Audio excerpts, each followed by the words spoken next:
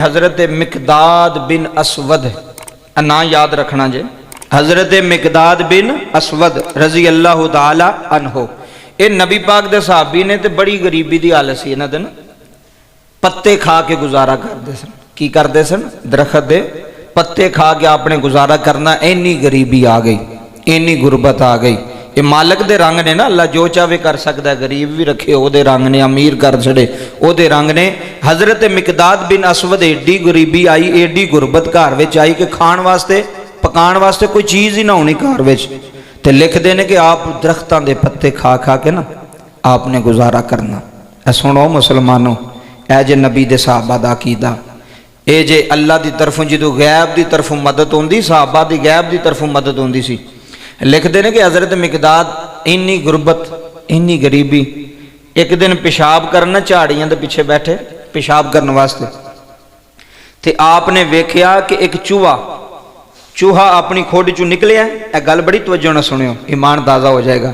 حضرت مقداد فرماندے نے کہ چوہا اپنے سوراخ چوں نکلیا، کھوڈ چوں نکلیا، تے اونے منہ وچ نہ اشرفی پائی ہے، منہ وچ دینار پایا ہے۔ اے سنیو جے، اشرفی پائی منہ چ، تے چوہا باہر آ کے نہ تو انہاں دے سامنے رکھ گیا۔ پھر چوہا اندر گیا اپنے گھر، اپنی کھوڈ چ سوراخ چ، انہیں پھر اپنے منہ چ اشرفی پائی تے باہر لے کے آ گیا۔ اے جملے سنیا جے،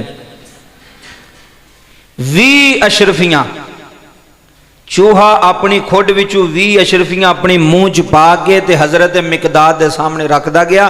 حضرت مقداد آندے نے میں او اشرفیاں لئیاں تے میں نبی پاک کول چلا گیا، حضور کو چلا گیا، کائنات دے والی کو چلا گیا، ہاتھ بن کے عرض کی تھی فدا کا بی و امی یا رسول اللہ، سونیا اے ماجرا ہویا ہے، میں پیشاب پیا کرنا سا، چوہا سوراخ وچوں نکل گیا تو اشرفیاں منہ چ پا کے میرے سامنے رکھدا رہیا۔